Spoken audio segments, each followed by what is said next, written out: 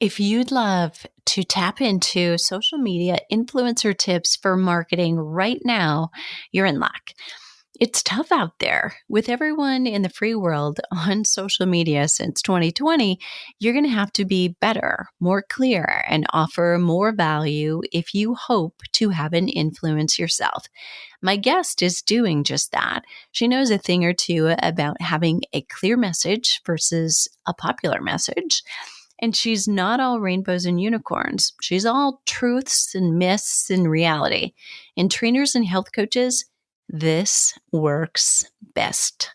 For the influencer tips for marketing we share, listen to the episode. But first, let me give you a spoiler alert.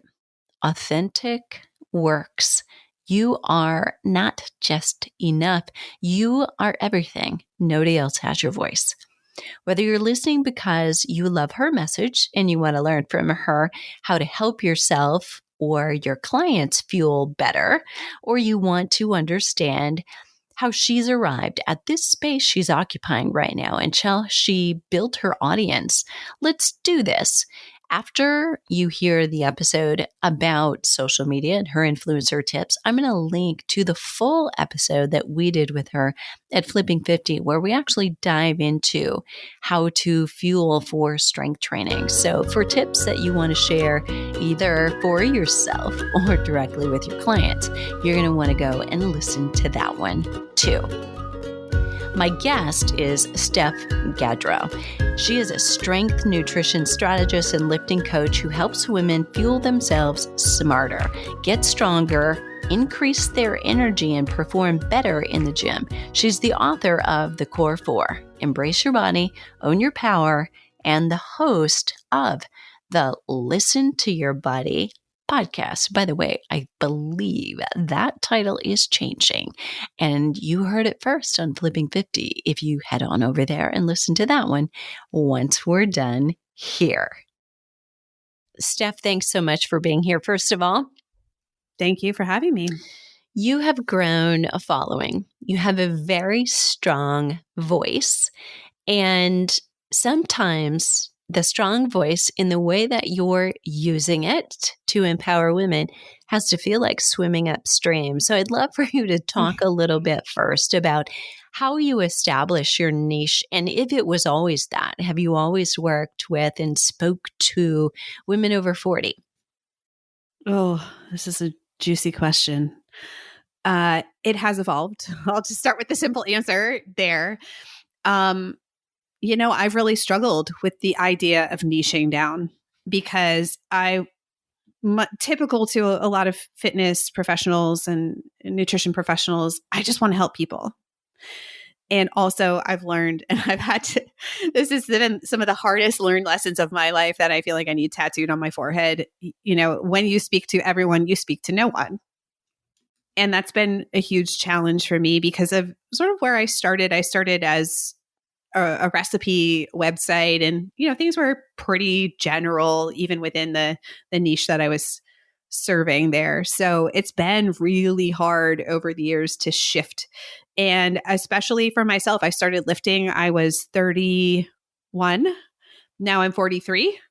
And even in that time, I realized how different my body reacts to lifting or training and the different things that I need. And so I think it's been a really natural progression over time to really help women who are my peers, essentially, who are, I always say 40 somethings are kind of like approaching 40 and feeling like, okay, I know that some things are going to change. How can I give myself a really great run up as best as possible? Of course, I try to stay in my lane in terms of talking about nutrition and lifting and things like that. But what can I do with nutrition and lifting to really give myself as great a runway going into things like perimenopause as possible? And so that's just kind of naturally been a bit of a shift. And also, I just see there's so much bad information for women in this time of our lives. And I just have to speak my mind about the science, about the evidence-based practices that really do help women, and just to be maybe a counterpoint to all of the nonsense out there and all of the things that really aren't helping. I think there's also a generational shift. And one of my friends who also serves women cyclists in their 40s and beyond was talking about this with me recently about, I think this is sort of like we're seeing the effect of Title IX on women our age and slightly older, sort of around, I think Title IX was a little bit before me and came out, and it just had its, I'm going to get this wrong, 40th anniversary, 50, Yep. 40th or 50th. I can't remember. I said that wrong, but any case, I'll have to go look it up later. But we're seeing like there's this difference. And I think even my mom was a young mom. She's 65 and I'm 43.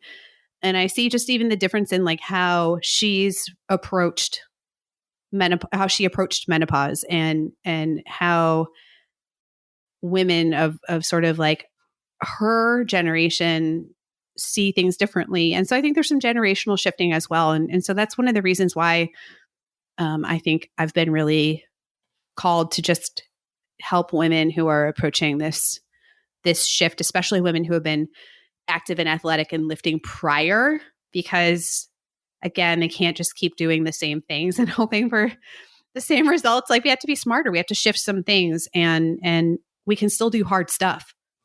We can still perform well and feel great and do those things that we want to do. We just have to approach things differently. Love it.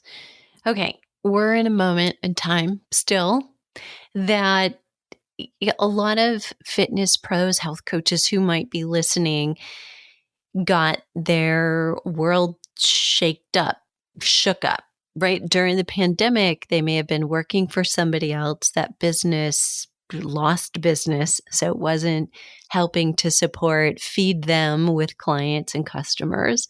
A lot of people went out on their own. Mm-hmm. A lot of people went online, tried to establish a business or become a quote unquote influencer. And I still, honestly, I have to smile a little bit with the whole idea that we want to grow up and major in social media influencer. But I think people actually do now in high school say that out loud. What tips would you suggest? I mean, based on your own experience, what made your social marketing really take off, or did it? Was it slow and steady for you? Ooh, I mean, I will give a heavy preface here by saying I've been even on Instagram for 11, 12 years, something like that. Things were very different back then. And that's the interesting thing, is that social platforms are shifting all the time. So I feel like every time I feel like I have it nailed down or I get a little glimmer, this is it. It changes. And I think that's really, it's really challenging. But I think the stuff that I see, well, first of all, my growth was for the most part pretty slow and steady. And actually my community, I don't really like the word followers. My community has shrunk, has become smaller over the years as I've really sort of started being more specific in my messaging and who I'm talking to. And I think that's important to also say is like, I know people who have extremely healthy businesses and have nowhere near the, number of followers, the community, the large body of people following them. Mm-hmm. Yeah. And so I mean, if I could just sort of like share some wisdom, it would be, before you sink all of your effort into social media, is really to start having conversations with people that you know, or friends of friends, or putting it out there. Maybe you have a Facebook account already, so you're just starting to talk to people. You're looking for clients.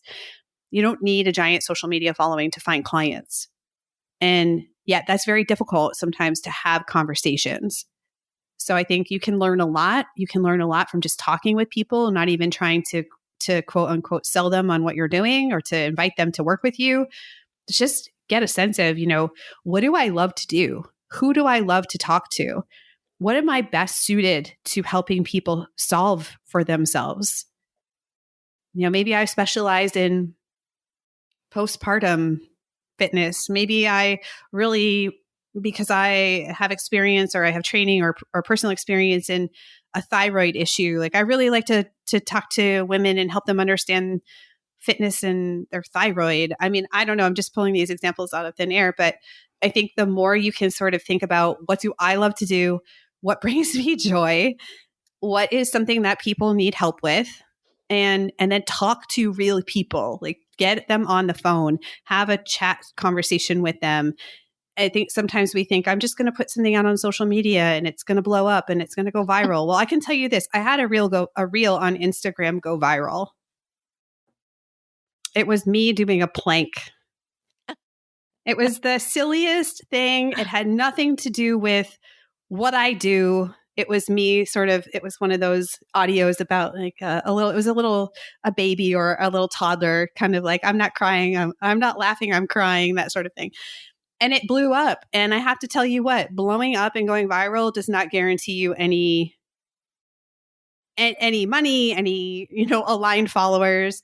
I had a lot of fake accounts follow me from that. And so I think, putting your effort into the things that are really going to help you start growing. And what that means is making money. Yeah, right. Right off the bat, you need clients. And yes, in time, I think, you can scale, you can create an online program, but I know a lot of people who don't do those sorts of things. They work with people remotely. So, one-on-one remote or things like that, or they work in person. And the pandemic did make that much more challenging. But I think it's a bit of an illusion that just having a lot of followers is going to guarantee that you have a successful business. They may be related and correlated to each other and overlap, but one does not guarantee the other. And I don't see a lot of people on social media being really open and honest about that. And especially in the business world, the online fitness or nutrition business space, just being, really driving home the point of, more followers, more content, more content. I feel like I'm on a content hamster wheel sometimes, and I've made more content than I could fill a library with the amount of content that I've ever made. And that doesn't guarantee that you're going to have clients lining up. So do the work of having those conversations, getting to know people's frustrations and pain points and what they're looking for and what fits in the realm of what you love, what you're qualified and capable and passionate about doing, and things that people really need help with. And I think that's going to go a lot further than trying to be an influencer. I just don't love that word. And I always say, I was on Instagram before that was a thing. And people call me an influencer, and it I don't know, it freaks me out a little bit because I feel like, I mean, on some level, sure, maybe what I do influences people, but I am trying to do more than that. I'm trying to be an educator. I'm trying to be a voice that's speaking for something and really being aligned to a mission. And I just feel like the idea of being a creator is great to some degree, but it also just is that idea of like you are existing solely to create content. And that can be a huge trap, is like, oh, I feel like I'm so busy and I'm making content all the time. And okay, but you still got to talk to people. And so that's what I would say about that. I love it. Yeah. And I think the mic drop today was this quote: have conversations with people. It's the best social media. Yeah. Love it. Okay. So question for you, thinking back, if it were now, if this, because I'm really asking two questions in order to do this, because post-pandemic, or if you still want to say we're mid-pandemic because everything's still changed, if you had to start over in health and fitness, what would you do differently now? I think I would have spent more time up front really just creating things for, speaking of creating things for the ideal person that I really want to work with instead of trying to help everyone. So I think that would be one thing I would do differently is just get in there, talk to people, find out what they need, create things that can help them, and talk about it all the time. Because when I first started, I was really had in my mind that, oh, I don't want to bother people telling them what I do. I don't want to seem like I'm salesy or those sorts of things. And it's like, if you're a business, you have to, you have to make sales. You have to work with people. They have to pay you on some level. And so I would say, you know, to kind of get over myself with feeling like I didn't want to bother people. So shifting to more of a perspective of like, there are people out here who either want to work with me or could use my help. And if I'm not sharing what I'm doing, that's really doing them a huge disservice. The second thing I would do differently is start reviving my YouTube channel a lot sooner, because YouTube is such a powerful search engine and is much more analogous to evergreen content, almost like a podcast. I have had a podcast since 2015. So if I didn't have a podcast, I would say potentially start a podcast, because that content is going to live a lot longer than the Instagram reels, than the TikToks, which again, sure, it's nice to go viral, but going viral did nothing for like my business didn't just like blow up overnight. It just didn't happen.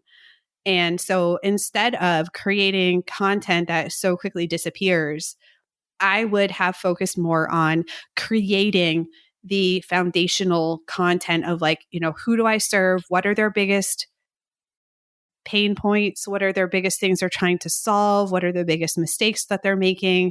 What are the beliefs that they need to have in order to work with me? You know, where do they need to be sort of in their journey? I would have focused much more on bringing my YouTube channel back a lot sooner and creating content there, because the search capacity of things like Instagram is pretty lackluster. Let's be honest. It's not a search engine. Yes, you could search hashtags and things like that and keywords supposedly now. But, you know, for the amount of time that you're spending creating content that no one will ever see again, likely, or it will just kind of go slowly slip down the feed. And sure, you can repurpose that, but I would have used YouTube as the sort of main content besides the podcast, and then repurpose bits and pieces of that to social, not the other way around. So that's my call to anyone who either has a YouTube or is thinking about, what social channel do I spend a lot of my time on? That's what I would do differently. So good. And I really hear, I mean, the one message that comes out, like with every thread and every tip that you gave, is really, I would be authentic. I would authentically help the people that I want to help first and foremost. And then in doing that, find out a way to take that message and just keep saying it over and over and over. I love that. Yeah. I'm going to be repetitive. Yeah, right. I'm going to come back after such big tips, which I think are the most important things probably we've done. I'm going to come back to satisfy the appetite of somebody here who's like, oh, come on, just give me some juicy like frequency thing. Yeah. How often do you find is most beneficial to post, let's say Instagram strictly, in order to grow your audience? I mean, what do you see in terms of the most frequency or the sweet spot? Well, this is a very interesting question, because I think it depends on the type of content. Different types of content serve different purposes. So for example, a carousel post where you're educating about protein. I just did this. So this is top of mind. Where you're educating about protein is more likely to sort of get the saves, and can like the people who are kind of, they're like, okay, I'm learning, I'm listening, I'm watching, and those are, I think, sometimes the people who are more they're thinking about potentially, what does it like to work with her? Like this is important information versus something like a reel, which is really great at actually connecting with people who aren't in your universe yet. So it's almost like a reel is kind of like putting a doormat on your front door and saying, hey, this is who I am. This is something really interesting. This is funny. This is educational. This is edutainment, whatever it is to catch people's attention and maybe draw them into your world. So I would say it depends on the type of content. I think, mixing up your content, experimenting is really important. But in general, the more you post, the more people are going to see your stuff. Big caveat, you have to find a pace that you can sustain. So if you get super pumped up and you're going to post twice a day, how long can you maintain that for? I don't know. That depends on you and what else you have going on in your life. I try to post at least once a day, sometimes twice, depending on what I have going on. And I will tell you this much, it's even hard for me to do that. I sometimes will find myself just, I'm like, I just can't today. Because I do have so much content and it's tough. So I would say, take the maxim, if you will, right? The more you post, the more people are going to see your stuff, but it has to be a pace you can sustain. If you're only going to show up on social media like once every 2 weeks, I wouldn't expect that things are going to grow very quickly. So kind of user beware there. But I would say, try different types of content, mix things up, see what gets engagement, look at your stats, what's getting saves versus what's getting shared versus what are people commenting a lot on. And actually, sometimes I use Instagram to test ideas for example, the podcast. If I get a lot of engagement, a lot of comments, a lot of yes, yep, like say it, those types of comments, I'm like, that's okay. So this is content that really resonates with my people, with my community. And I'm going to potentially turn this into a podcast because that content will then live on. So I think it can be a useful testing ground for things. And so just mix it up, see what's going on, see what people respond to. And the more you do it, theoretically, the better, but it has to be a pace that you can sustain. So if that means you post 5 days a week and take the weekend off, and you post once in those 5 days, and that's kind of bringing you the type of conversation that you're looking for, then great. You don't necessarily need to go to like 3 times a day and then you get burned out in 2 weeks and you hate social media and you never log in again. So so true. Oh, so true. Steph, thank you so much for taking the time to be here. And listeners, I know you're going to want to know, where do I go follow her, look over her shoulder? So Steph, where's the best place to find you? For right now, it's on Instagram at Steph_Gaudreau. By choice. And are you only there? Are you elsewhere at all or no? Oh, I have been, I think, everywhere. The most active platforms that I have going right now are, of course, Instagram. I have a Pinterest, which I'm kind of seeing what's going on over on Pinterest. And I've had one for a really long time. So this is not a new thing, but sort of just seeing what kind of content is taking off over there. I have a YouTube, which I'm going to be reviving, and we'll see what happens over there. So I would say those are kind of the most active. Facebook is not the most active for me. It just is. I get so many trolls and I just cannot. So I post a lot on my personal account there, but I don't use my business page very much. So. Yes, so good. All right. Thank you again for being here. I know how busy you are because I see your content. Okay, listeners, so now it's up to you. I love to hear from you. So if you would drop us a note or a comment below the show notes at fitnessmarketingmastery.com, and you're going to find show notes at /influencer tips for marketing. And we know it's harder to be heard among all the noise because all of your best fitness friends are all trying to hear and be heard on social media these days. But it is possible. The best way is just to be you. So what are you waiting for? The world needs us right now more than ever.